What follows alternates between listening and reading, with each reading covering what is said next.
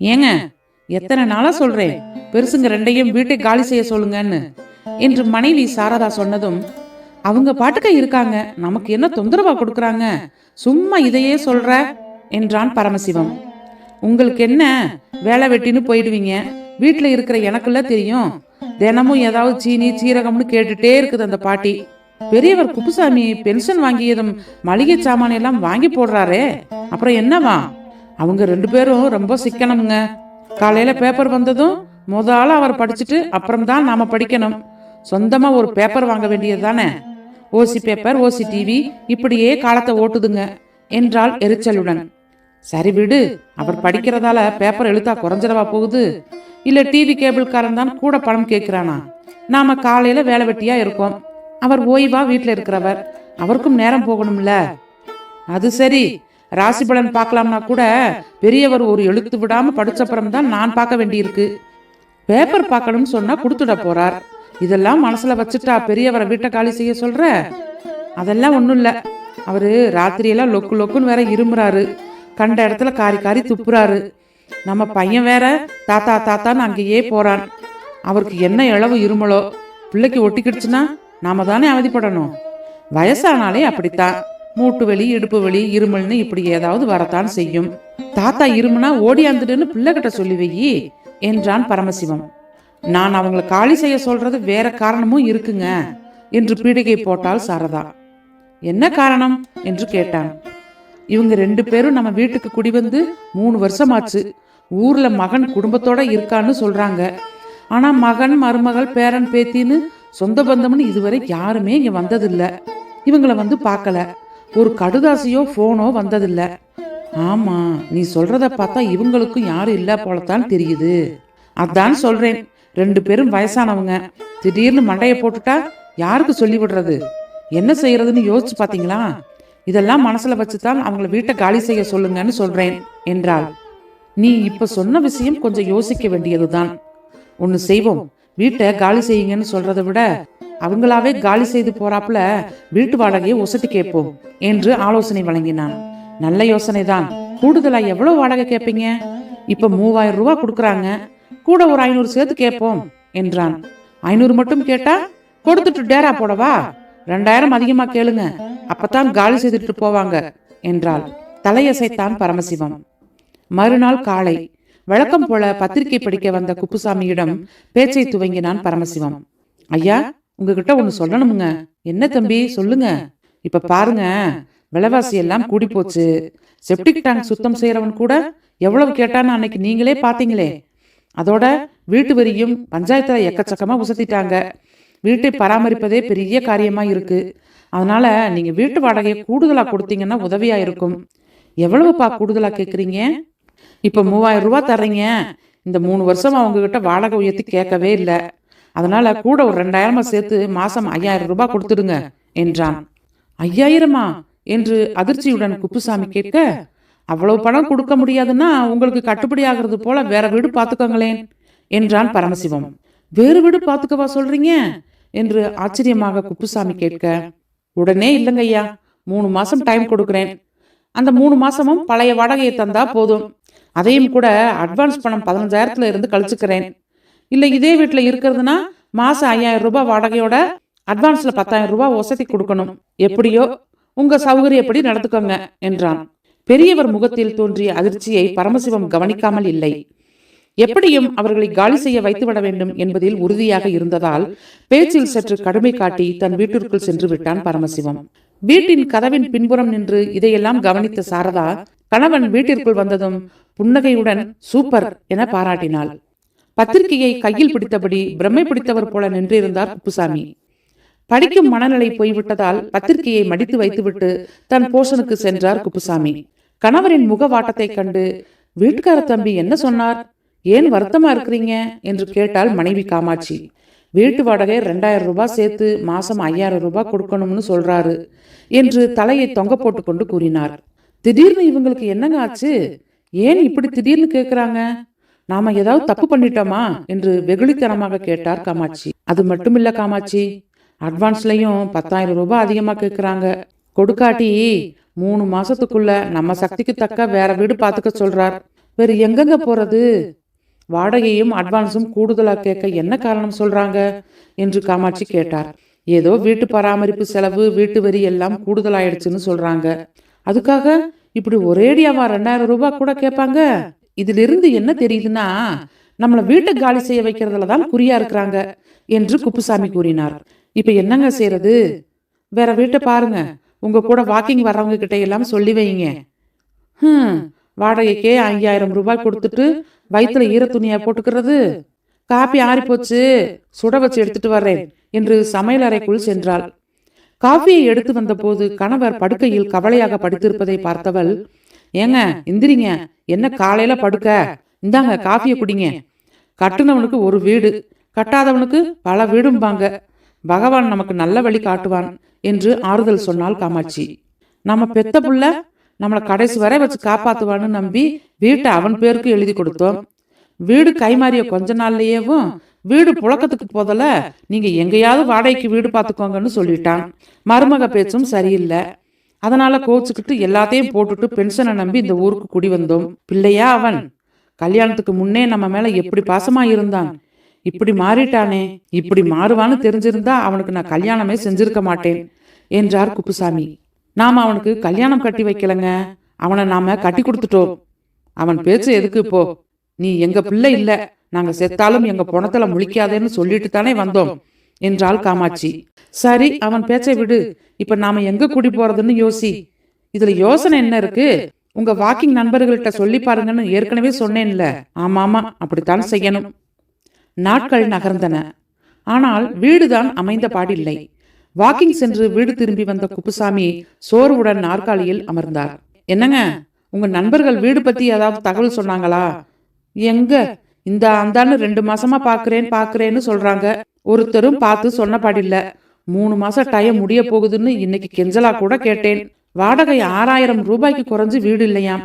பள்ளிக்கூட பசங்களை படிக்க வைக்க பக்கத்து ஊர்கள்ல இருந்து நிறைய குடும்பங்கள் இங்க குடி வந்ததால வீட்டுக்கு கிராக்கி அதிகமாயிடுச்சாம். அப்படின்னா வேற வீடே கிடைக்காதா? 5000க்கு குறைஞ்சு வாடகைனா டவுனுக்கு வெளியே புது குடியிருப்புகள்ல தான் கிடைக்குமாம். அப்படித்தான் பாருங்களேன். இவர்கள் பேசிக் கொண்டிருக்கும் போது அங்கு வந்த பரமசிவம், 3 மாசம் டைம் முடிய இன்னும் 2 நாள் தான் இருக்கு, வீடு எதுவும் பாத்தீங்களா என்று கேட்டான். பாக்குறேன்பா, தோதா எதுவுமே கிடைக்கல என்று கவலையோடு சொன்னார்.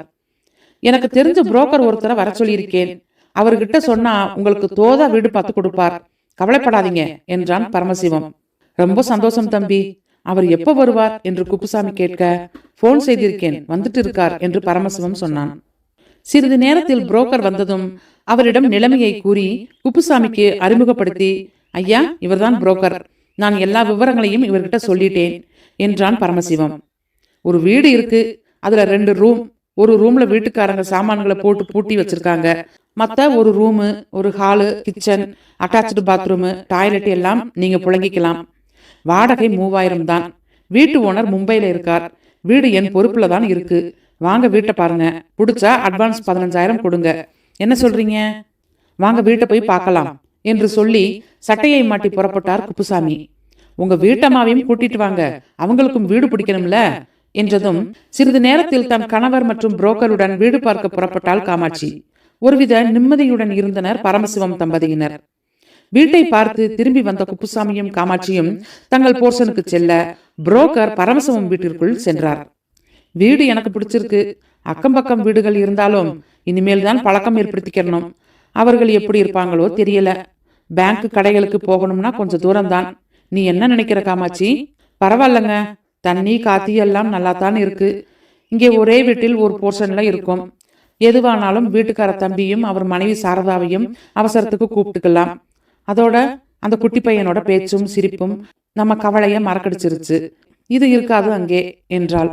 நீ சொல்றதும் வாஸ்தவம்தான். இந்த வீட்டுல ஏதோ நம்ம உறவுங்களோட பாதுகாப்பா இருக்கிற மாதிரி இருந்துச்சு. அது அங்கே கிடைக்காது என்று இவர்கள் பேசிக்கொண்டிருக்கையில் அங்கே பரமசிவம் வீட்டில் பரமசிவத்திடம் புரோக்கர் கூறிக்கொண்டிருந்தார். அவங்களுக்கு வீடு பிடிச்சு போச்சுன்னு நினைக்கிறேன். ஆனா தனி வீட்டுல இருக்கணுமேனு யோசிப்பாங்க போல இருக்கு. நீங்க 2 பேரும் இவங்களை எப்படியும் காலி செய்யணும்னு சொன்னனால தான் நான் வாடகையை வீட்டுக்காரங்க சொன்ன 4000 ரூபாயிலிருந்து 3000 குறைச்சேன் என்றார். 2 பேரும் ரொம்ப வயசானவங்க. ஏதாவது நடக்கக்கூடாது நடந்துட்டா நமக்குள்ள சுமையாயிடும். இந்த 3 வருஷமா இவங்களை யாரும் வந்து பார்த்ததில்ல, இவங்களும் எங்கேயும் போனதில்ல. ஏதாவது ஆச்சுன்னா நம்ம யாருக்கு சொல்றது, என்னத்த செய்யறது? அதுக்குத்தான் இந்த ஏற்பாடு. உனக்கு கமிஷன் நான் தர்றேன், அவங்க கிட்ட கேட்காத. சாமான்களை ஏத்தி போற செலவையும் நானே ஏத்துக்கிறேன் என்றான் பரமசிவம். அப்படின்னா அவங்க 2 பேரும் யாரோட ஆதரவும் இல்லாம இருக்காங்க நான் சொல்ற? அப்படித்தான் நினைக்கிறோம். இதுவரை இவங்களுக்கு ஒரு போனோ கடுதாசியோ கூட வந்ததில்ல. இவங்களும் யாருக்கும் போன் செய்ததும் இல்ல என்றான் பரமசிவம். அச்சமயம் பரமசிவத்தின் வீட்டின் உள்ளே வந்து ஏதோ சொல்ல வந்த குப்புசாமியின் காதில் புரோக்கரும் பரமசிவமும் பேசிக்கொண்டது காதில் விழுந்தது. சற்று நேரம் அப்படியே அசைவற்று நின்றவர் பின் ஏதும் அறியாதவர் போல அவர்களிடம் சென்றார். வாங்க உட்காருங்க. பொருட்களை ஏத்தி போக ஆட்களும் வண்டிகளுக்கும் சொல்லிட்டேன். நாளை நல்ல நாள், போய் பால் காய்ச்சிடுங்க. பரமசிவத்தின் அவசரம் குப்புசாமிக்கு இப்போது நன்றாகவே புரிந்தது. அவன் பயப்படுவதிலும் நியாயம் இருக்கிறது என உணர்ந்தார் குப்புசாமி. அட்வான்ஸில் 3 மாத வாடகையை கழித்து மீதம் 6000 ரூபாய் கொடுத்தான் பரமசிவம். குப்புசாமி தன்னிடம் இருந்த 9000ஐயும் அதனுடன் சேர்த்து புரோக்கரிடம் அட்வான்ஸ் கொடுத்ததும் வீட்டு சாவியை கொடுத்தார் புரோக்கர். மறுநாள் காலை பரமசிவம் ஏற்பாட்டின்படி 2 கூலி தொழிலாளிகளுடன் ஒரு வேன் வாசலில் வந்து நின்றது. இரவோடு இரவாக பொருட்களை மூட்டை கட்டி வைத்திருந்தார் குப்புசாமி. பாதுகாப்பாக எடுத்துச் செல்ல அவரிடம் டிவி, ஃப்ரிட்ஜ் என எதுவும் இல்லை. தட்டுமுட்டு சாமான்கள், அடுப்பு, கேஸ் சிலிண்டர், 2 கட்டில்கள், 2 சேர், ஒரு ஸ்டூல், துணிகள் உள்ள 2 பெட்டிகள், கட்டப்பையில் சில புத்தகங்கள். கூலியாட்கள் சாமான்களை வேனில் ஏற்றினர். பரமசிவம் குடும்பத்தாரிடம் இருந்து விடை பெற்று வேனில் ஏறும் முன் பரமசிவம் கையை பிடித்து சாவியை கொடுத்த குப்புசாமி, மறந்துடாதீங்க தம்பி, வீட்டுக்குள்ள போய் பாருங்க என்று தழுதழுக்க கூறி வேனில் ஏறினார்.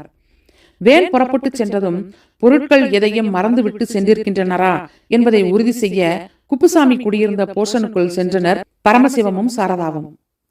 கபோர்டில் 50,000 ரூபாய் பணமும் ஒரு கடிதமும் இருந்தது. கடிதத்தை எடுத்த பரமசிவம் வாய்விட்டு படிக்க ஆர்வமுடன் கவனித்தாள் சாரதா. மகன் பரமசிவத்துக்கும் மருமகள் சாரதாவுக்கும் பேரன் கோபிக்கும் ஆசீர்வாதங்கள். பெற்ற பிள்ளையால் துரத்தப்பட்டதால் அனாதையாகத்தான் உங்கள் வீட்டிற்கு குடிவந்தோம். உங்கள் எல்லோருடைய அன்பும் அரவணைப்பும், குறிப்பாக பேரன் கோபியின் ஒட்டுதலும் நாங்கள் அனாதைகள் இல்லை என்ற மன ஆறுதலை அளித்தது. எங்களுக்கு மரணம் சம்பவித்தால் என்ன செய்வது என்ற உங்களின் தவிப்பும் கவலையும் எனக்கு புரிகிறது. இக்கடிதத்துடன் 50,000 ரூபாய் வைத்திருக்கிறேன். நீங்கள் நினைப்பது போல ஒருவேளை எங்கள் முடிவு ஏற்படுமானால் பிள்ளை ஸ்தானத்தில் இருந்து எங்களை நல்லடக்கம் செய்ய வேண்டுகிறேன். இந்த உதவியை மறுக்காமல் செய்ய வேண்டுகிறோம். அனாதையாக வந்தோம், ஆதரவுடன் இந்த 3 ஆண்டுகள் வாழ்ந்தோம். இப்பொழுது அனாதையாக செல்கிறோம். நன்றியுடன் குப்புசாமி. ஏதோ குற்ற உணர்வு மேலிட கண்கலங்கியவாறு கணவரை பார்த்தாள் சாரதா. பணத்தையும் கடிதத்தையும் சாரதாவிடம் கொடுத்து தன் ஸ்கூட்டியை எடுத்து விரைந்தான் பரமசிவம். வேனில் இருந்து பொருட்களை இறக்கிய குப்புசாமி தம்பதி வீட்டை திறக்கவும் பரமசிவம் ஸ்கூட்டியில் அங்கு வருவதற்கும் சரியாக இருந்தது. பரமசிவத்தை கண்ட குப்புசாமியும் காமாட்சியும் முகம் மலர்ந்து வாங்க வாங்க என்று வரவேற்க, அவனோ திறந்த வீட்டை பூட்டி சாவியை எடுத்துக்கொண்டு 2 பேரும் வேனில் ஏறுங்க என்றான். இருவரும் புரியாமல் பார்க்க, உங்க மகன் மருமகள் பேரனோடு வந்திருக்காங்க, புறப்படுங்க என்றான். அவங்க எப்படி இங்கே வந்தாங்க? நாங்க எங்க விலாசத்தையே கொடுக்கலையே என்று இருவரும் குழம்பினர். எப்படியோ விசாரிச்சுட்டு வந்திருக்காங்க என்று பரமசிவம் கூறினான். குப்புசாமி தம்பதியுடன் திரும்பியது வேன்.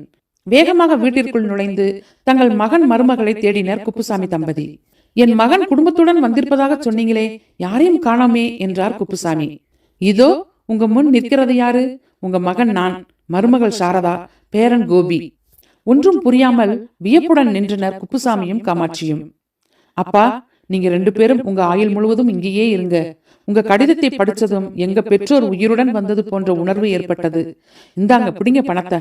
சாவியை கொடுத்து புரோக்கரிடம் அட்வான்ஸையும் வாங்கி தர்றேன் என்றான் பரமசிவம். அப்படியென்றால் எங்களால் மாதம் 5000 வாடகை கொடுக்க முடியாதேப்பா என்று தயக்கத்துடன் கூறினார். அப்பா கிட்ட மகன் யாராவது வாடகை வாங்குவானா? குப்புசாமி காமாட்சி கால்களில் விழுந்து ஆசிர்வதிக்க வேண்டினர் பரமசிவம் தம்பதி. ஹை, தாத்தா பாட்டி வந்துட்டாங்க என்று அவர்களை கட்டிக்கொண்டான் பேரன் கோபி. சொந்தமென்று வந்ததெல்லாம் பந்தமும் இல்லை, ஒரு துணையும் இல்லாமல் வந்ததெல்லாம் பாரமும் இல்லை என்ற பழைய திரைப்பட பாடல் எங்கிருந்தோ காற்றில் மிதந்து வந்தது.